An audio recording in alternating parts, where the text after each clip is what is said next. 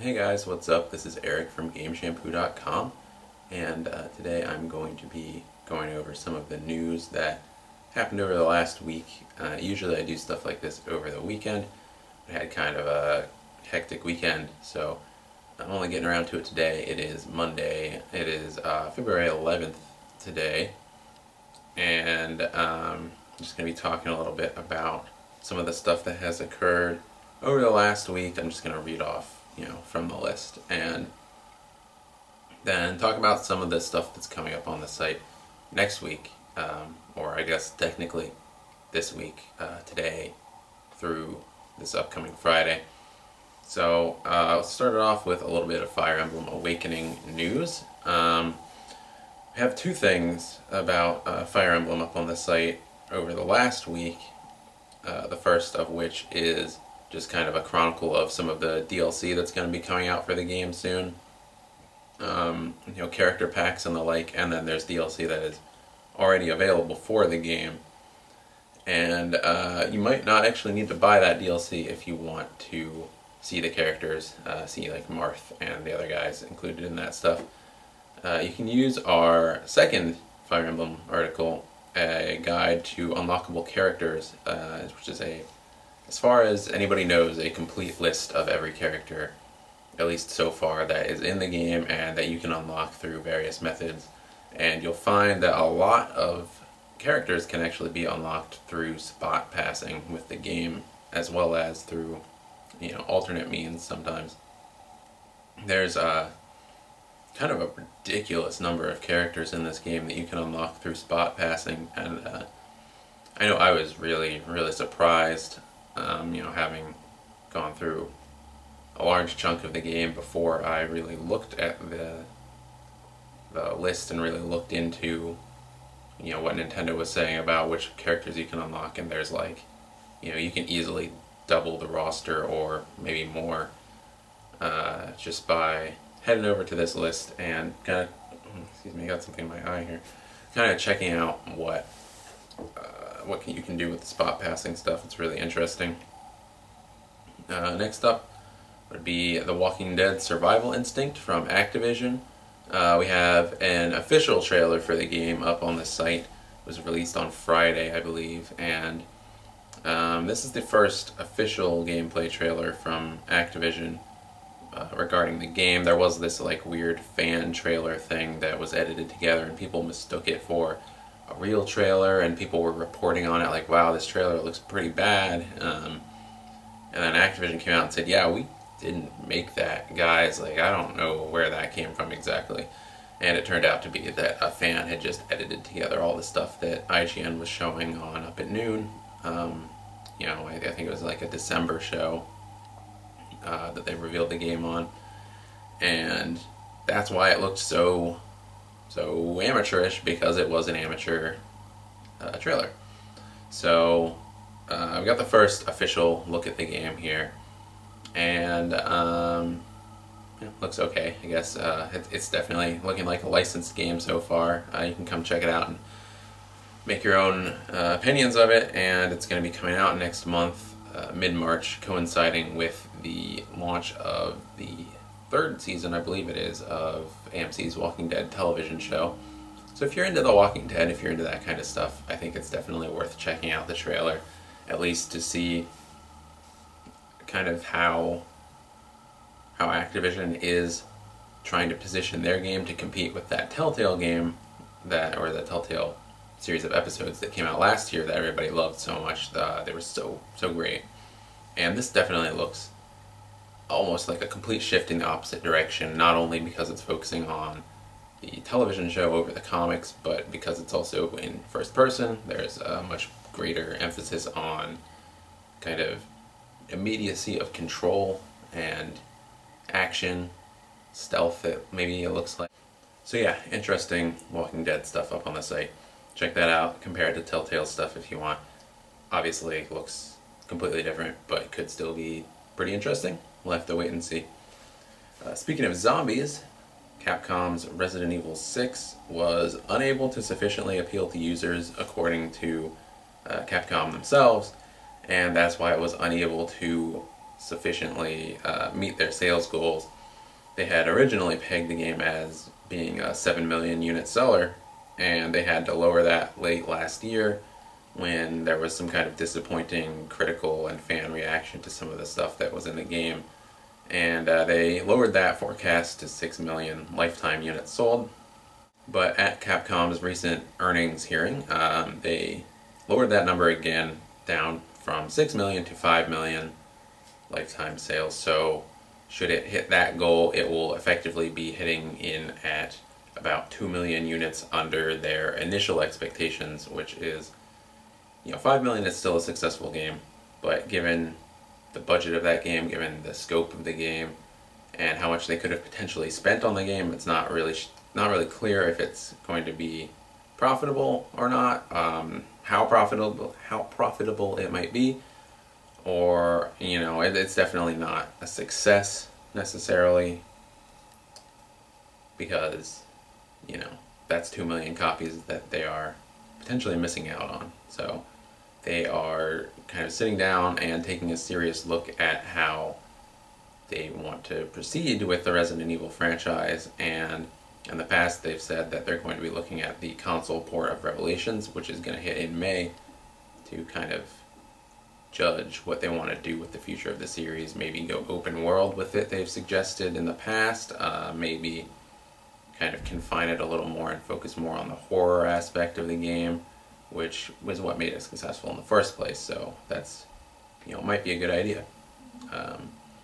Or maybe just rein in the ludicrous budget and scale of the games, because it has become kind of this crazy, massive, bloated thing that it doesn't necessarily need to be anymore.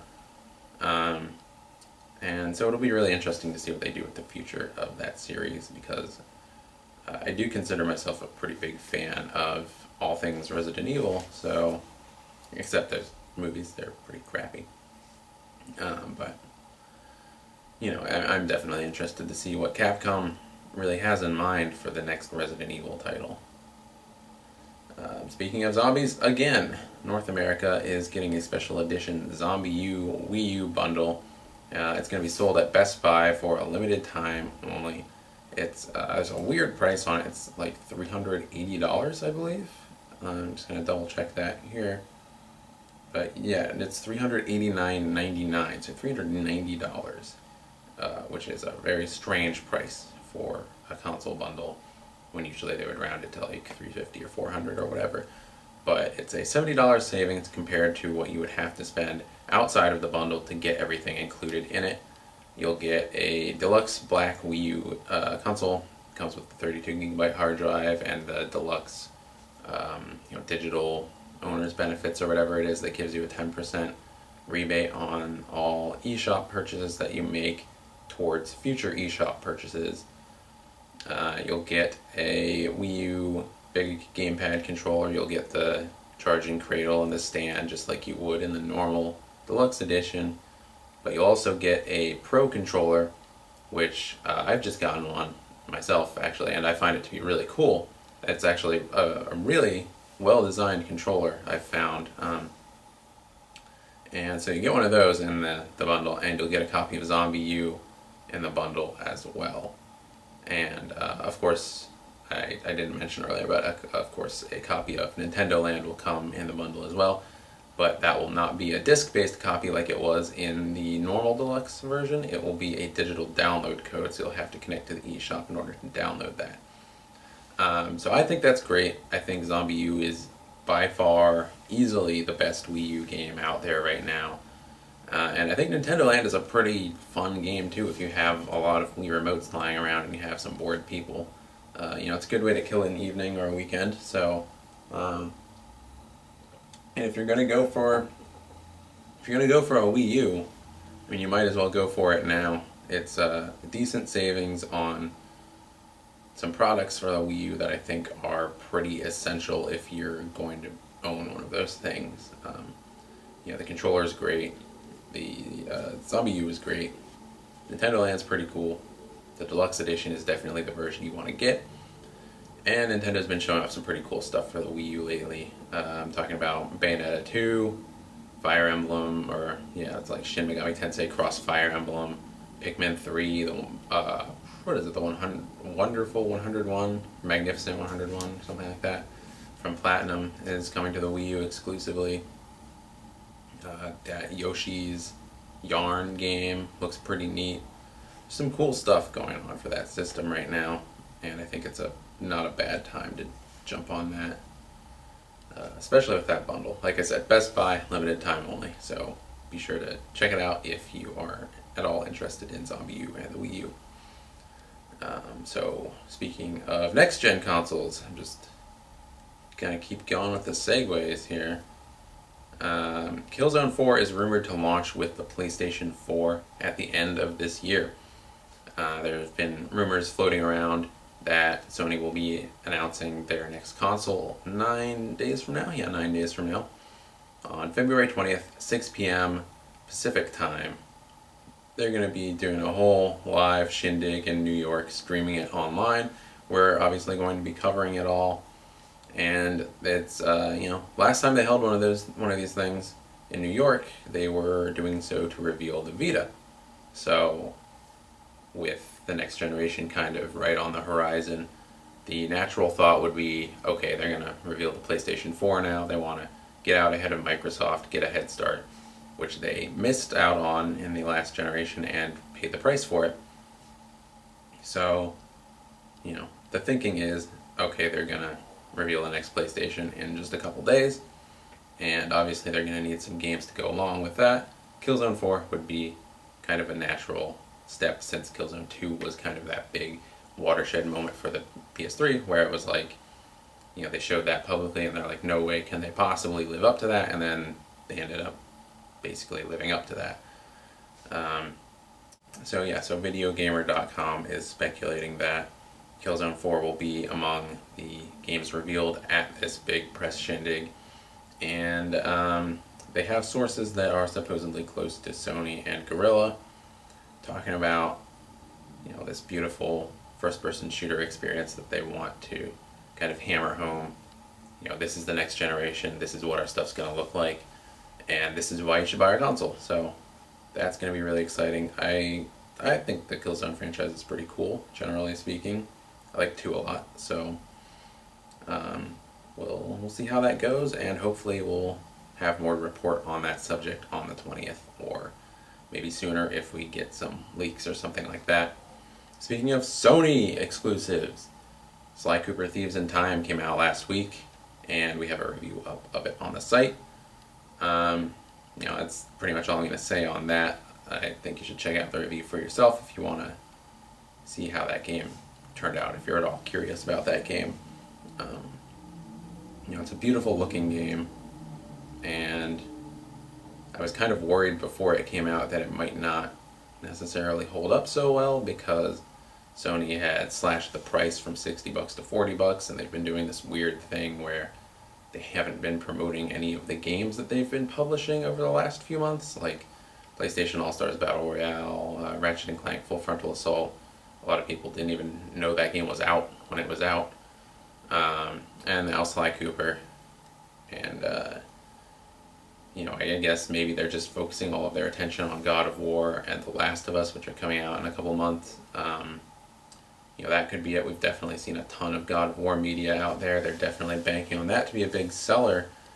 Or, maybe they're just strained right now. They have to save up marketing budget for that next PlayStation. But regardless, I was a little concerned because they weren't really talking about the game. They had slashed its price without really saying anything or giving any reason why. So head over to the site and see if those worries were founded, or if it turns out to be pretty good. Okay, got no segue for what's coming up next. So I'm just going to say, hey, there's an Aliens Colonial Marines launch trailer up on the site. It's pretty cool. You should go watch it. Also, going to have more stuff on that game tomorrow, so stay tuned if you like Aliens, Gearbox, and other cool things. Speaking of Gearbox, haha, another segue. two pieces of Borderlands 2 news, kind of related.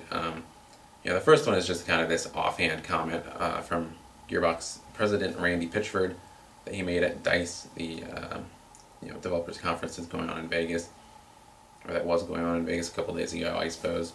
And he's just kind of talking about the philosophy that led to Borderlands becoming such a runaway hit and garnering such a large fan base, making all this money for 2K and Gearbox, and just becoming one of the tentpole franchises of that developer and of that publisher.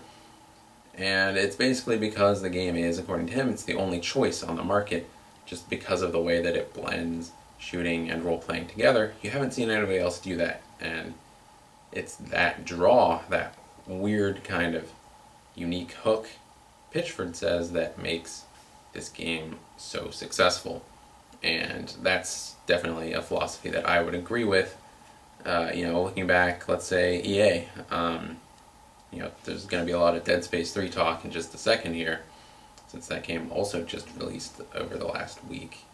But let's look at Dead Space. That is one of EA's bigger franchises right now. They are, I think they said, pegging the third game to sell 5 million copies. I think they dropped that number at some point during the development of that game.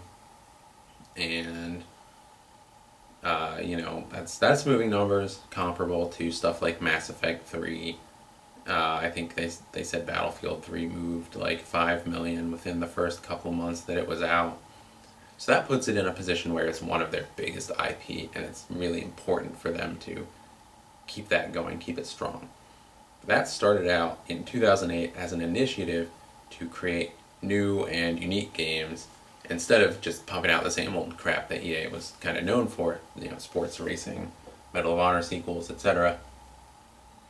And they've kind of gotten back into that rut lately of like, hey, here's the latest Need for Speed, here's our annual shooter. They're cycling between Battlefield and something else that they haven't really been talking about for annual shooters. They're probably going to be, they're definitely going to be pumping out more Mass Effect games. The timetable on that is the only question, really. Pumping out more Dragon Age stuff, again, timetabling is really the only question there. They're really just kind of milking these franchises they already have, and they're losing money. They are losing fans. The internet culture as a whole is kind of against them. Whether or not that's entirely justified is up for debate. But they're losing this money. They're not doing as well as they could be. One of their biggest earners came from that initiative to create all these new and unique and interesting IP. So, they got Dead Space out of that. Mirror's Edge was kind of a flub. They did that partners program and didn't even bother to really promote any of the games that were published through it. So you'd think the natural next step would be, okay, Dead Space was a success, let's sequelize that, let's make that into a franchise. Mirror's Edge obviously was not that big of a success, let's not make a sequel to that, let's ditch it, or let's make one sequel, keep the budget low, see how it goes. Obviously that game has developed kind of a cult following at this point. And then let's work on some more new IP, make ourselves some more new franchises so that we can have this foundation to go into the next generation with, instead of what they have done, which is, let's just create the safe bet all the time. And so basically what Pitchford was saying about Borderlands was that it's so successful because there's nothing else out there that quite captures that feel, that quite scratches that itch. And that's partially, I think, why Dead Space is successful too, because it blends action and horror in a kind of way that not many games have done since Resident Evil 4. And the success of both franchises is kind of evidence of the fact that as a publisher you'd think it would make more sense to experiment a little bit with some new IP and take it from there rather than just kind of milk the same old thing over and over again. It's kind of an interesting philosophical debate when it comes to developing games, so we have an article up on that on the site. there's a second piece of Borderlands 2 news regarding an interview that Gearbox president Randy Pitchford gave to Video Gamer, talking about raising the Borderlands 2 level cap, and there's been quite a stink raised about this since then, because he said that the level cap raise could become game-breaking. That's a quote from him. And actually we've updated that story with 2 new pieces of information just now. So I guess I'll just read those off really quickly. But I guess Randy Pitchford updated his Twitter with 2 tweets.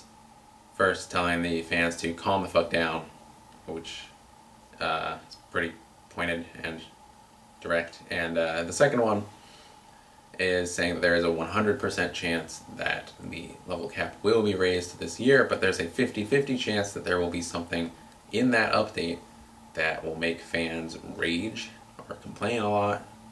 And so we have some articles up talking about both of those things and what that could possibly mean for the future of Borderlands. And you know, interesting stuff, especially if you're as into Borderlands as we are. So check those articles out if you plan on continuing to play Borderlands 2 over the next year.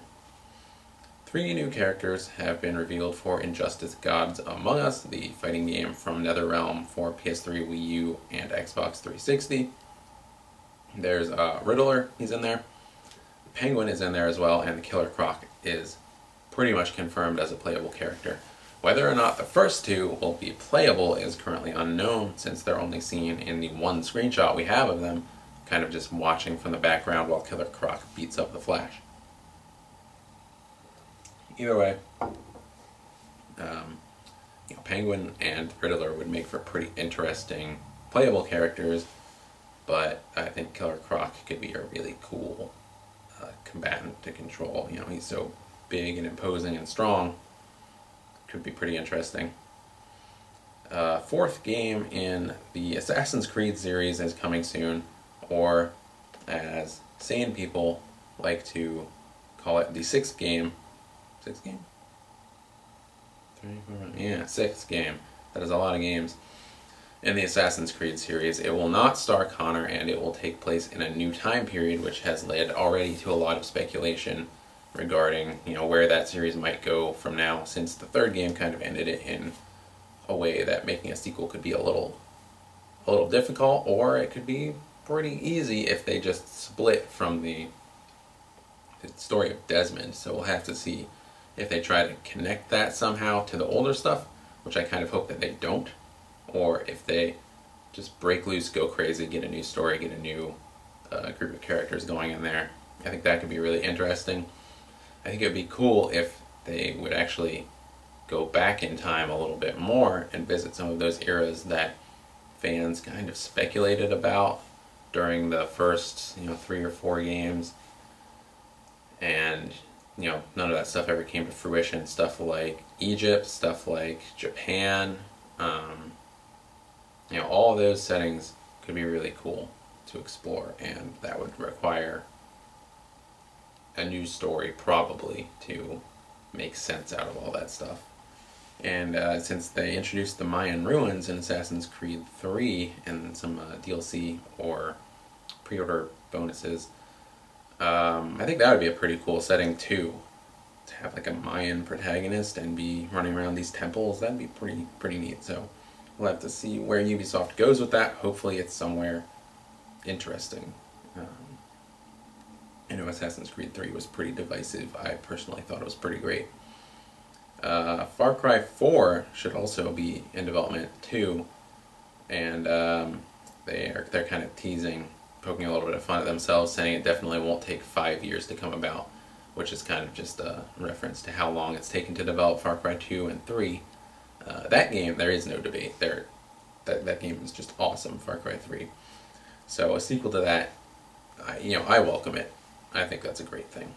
And you know, they noted that Assassin's Creed 3 was the highest selling game in Ubisoft history, and Far Cry 3 well exceeded expectations for the month of December. It moved over 1 million copies. I think it was somewhere around like 1.2 million across consoles and retail stuff. So that's pretty impressive, and I'm definitely glad because that was a great game.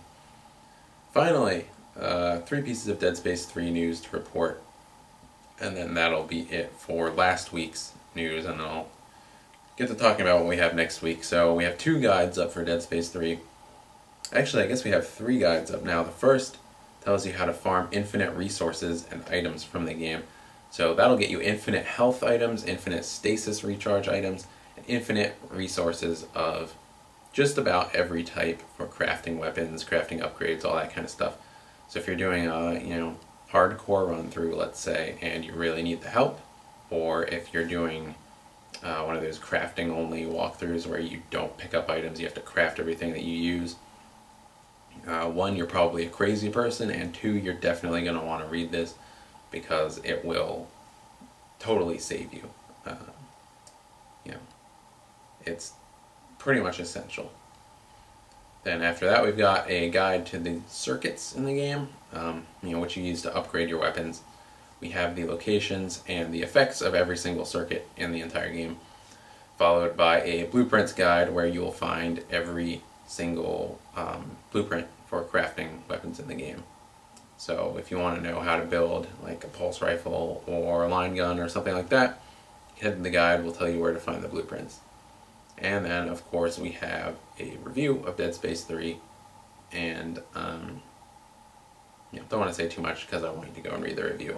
It's huge, really, really in-depth, got really into the kind of process of playing the game, spent a couple hours just sitting down and funneling all of my thoughts into this review, and thought it was pretty good. So check out the review kind of to get more details about that. I'm sure you already have if you're interested in Dead Space 3 at all. And that's going to be last week in a nutshell.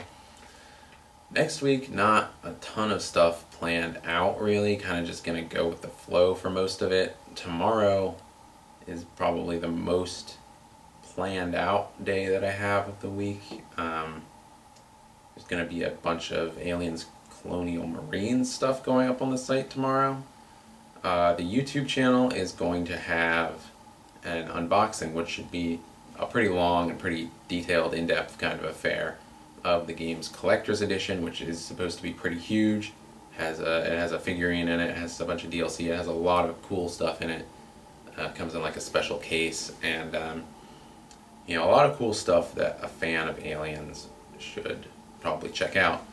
Remember, this is coming from the developer, at least, of the Borderlands 2 Collector's Edition, which was just completely insane. So check back in if you like Aliens, or if you just like crazy collector's editions of stuff, because we're going to have a big video up of that, and then we're going to follow that up tomorrow night with a full review of the game, playing through the game in co-op, and then I'm going to play through it in single player, make sure I cover the game from every angle, and really just get in depth with that stuff. And I guess I should mention, started off the video with Fire Emblem Awakening, so I guess I'll end it with Fire Emblem and say that I'll be posting a review of Fire Emblem Awakening on the 3DS tonight. I played a ton of it over the last week and over the weekend, when I could fit it in over the weekend, and completed most of the stuff in that game and have been kind of compiling my thoughts a little bit, and so I'm going to try to organize that stuff into a full review later tonight, which you can go onto the site www.gameshampoo.com/magazine and check all that stuff out. So I'm going to call that a video, and say thanks for watching.